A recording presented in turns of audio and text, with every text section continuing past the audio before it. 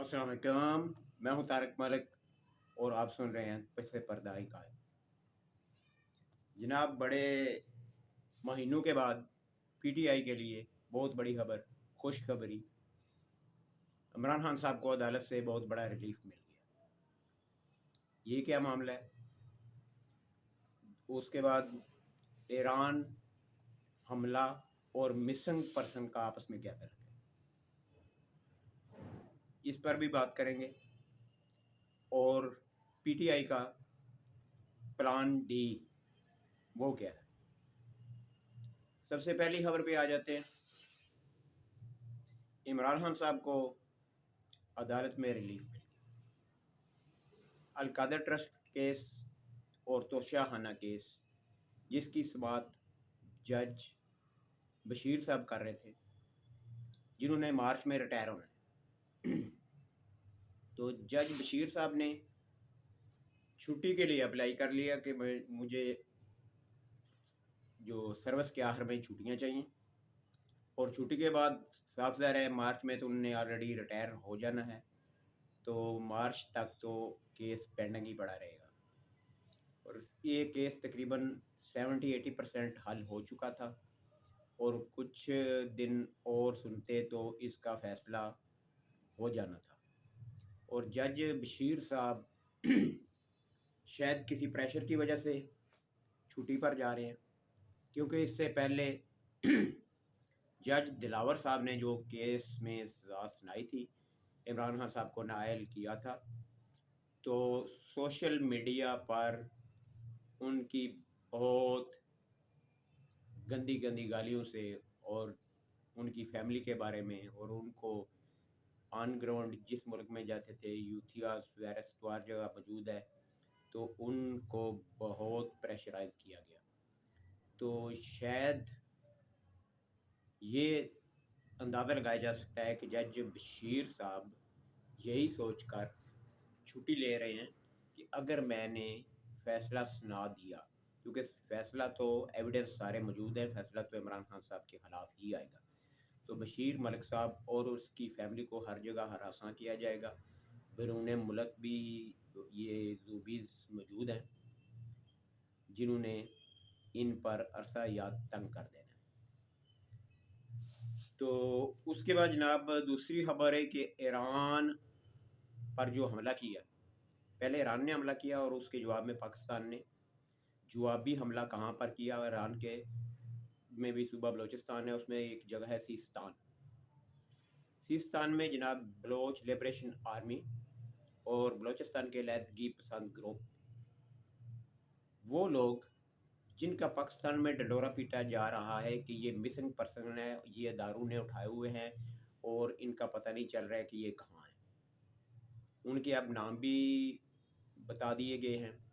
जो उस हमले में मरे हैं, पाकिस्तान के तैयारों ने जाकर ईरान के अंदर घुसकर सिस्तान में उन पर हमला किया, जहां कोई मकामी लोग नहीं थे, सारे गैर मुल्की लोग थे, अफ़गानी थे जो पाकिस्तान पर हमलों में मुलव्वस थे, बलोच लिबरेशन आर्मी के लोग थे और बलोचिस्तान की दूसरी लैदगी पसंदों तंजीमों के लोग थे जो पाकिस्तान में मिसिंग हैं और दूसरे मुल्कों से में पनाह लिए हुए हैं और वहाँ से पाकिस्तान पर हमला करते हैं।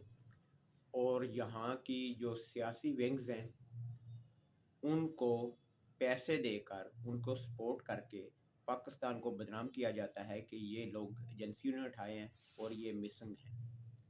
हो सकता है कुछ एक दो केस ऐसे भी हों, लेकिन ज़्यादातर इसी तरह है कि जो अफ़गानिस्तान में पनाह ले लेते हैं, जो रा के साथ राब्ते में होते हैं, उधर जाकर ट्रेनिंग भी करते हैं, जो ईरान में पनाह लेते हैं और गाहे बगाहे पाकिस्तान पर हमला करते हैं, और इधर उनके लवाहिकीन FIR कटवा देते हैं कि हमारे लोग मिसिंग हैं और एजेंसियों ने उठाए हैं। उसके बाद जनाब प्लान डी इमरान खान और PTI की तरफ से बैरिस्टर गौहर साहब इमरान खान साहब से अडयाला जेल में मिलने गए, तो उन्होंने जनाब रिपोर्ट पेश की। जो सर्वे करवाया जाता है मुख्तलिफ जो कंपनियां हैं उनसे सर्वे करवाया जाता है। बहुत महंगा सर्वे ये करते हैं। पंजाब का सर्वे करवाया गया और गौर खान ने रिपोर्ट दी कि जनाब हमारे जीतने के चांस नहीं हैं। क्यों नहीं है? कि पीटीआई ने तो टिकट दिए नहीं है, ना बल्ले का निशान है। तो हमायत याफ्ता पीटीआई के लोग अपने अपने निशान पर एक एक हलके में 5-5 लोग खड़े हो गए हैं और वो ये क्लेम कर रहे हैं कि असल पीटीआई का नुमाइंदा मैं हूँ। तो हर बंदे के साथ कुछ ना कुछ लोग होंगे और वो वोट उनके तकसीम हो जाएंगे और इस वजह से हमारी कामयाबी के चांस बहुत कम हैं। ये बात सुनकर जनाब इमरान खान साहब को शदीद पैनिक अटैक हुआ। ये गाए बगाए बीमार बनते हैं और उनकी कोशिश होती है कि मुझे हॉस्पिटल में ले जाया जाए, लेकिन गवर्नमेंट ने एम्बुलेंस और इलाज की चीज़ें, अद्वियात और डॉक्टर ये हॉस्पिटल में ही रखे हैं। तो उनका इलाज हॉस्पिटल में किया जाता है। उनको जो उनका मतलब है कि मुझे बाहर ले जाएंगे हॉस्पिटल में, मैं मीडिया के सामने बयान दूंगा। गवर्नमेंट ऐसा नहीं होने देगी। उनको सारी सहूलतें जेल के अंदर ही मुयस्सर है, उनका इलाज उधर ही हो रहा है।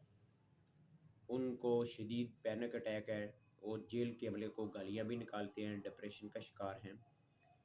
और अंदरूनी ज़राए ये बताते हैं कि बड़े घर के साथ वो मुज़ाकरात के लिए तैयार हैं, लेकिन अब उनके साथ कोई मुज़ाकरात नहीं करना चाहता क्योंकि पीटीआई फिनिश, पीटीआई जिन्होंने बनाई थी उन्होंने खुद ही इसको ख़त्म कर दिया।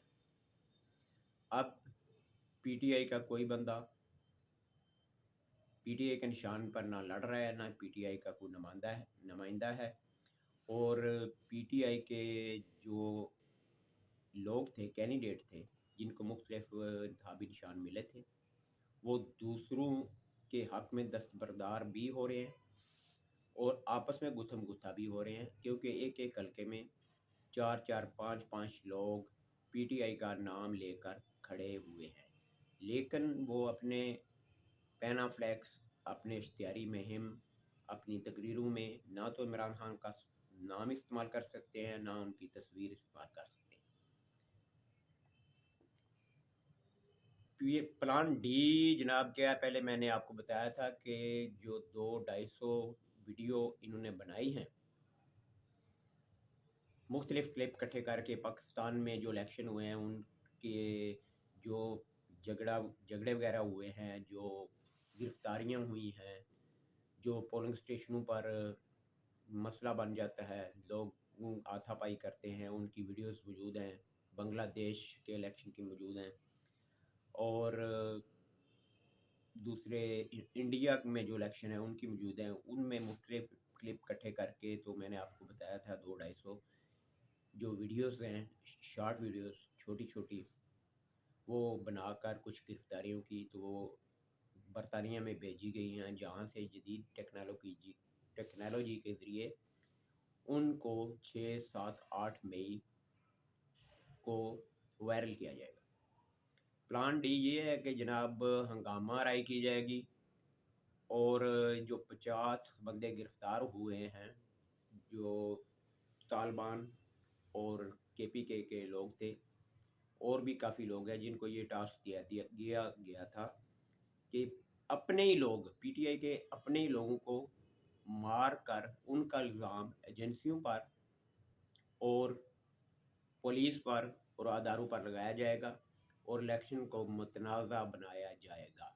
अब प्लान डी पर अपनी नाकामी देखकर प्लान डी पर अमल करने की कोशिश करेंगे। ये इलेक्शन के नज़दीक हंगामे भी होंगे, कुछ इनको लाशें भी चाहिए। खुदा खैर करे, मुल्क में हालात गड़बड़ हो सकते हैं और ये इलेक्शंस का बाइकाट भी कर सकते हैं। ये इनका प्लान डी है। अल्लाह हाफ़िज़।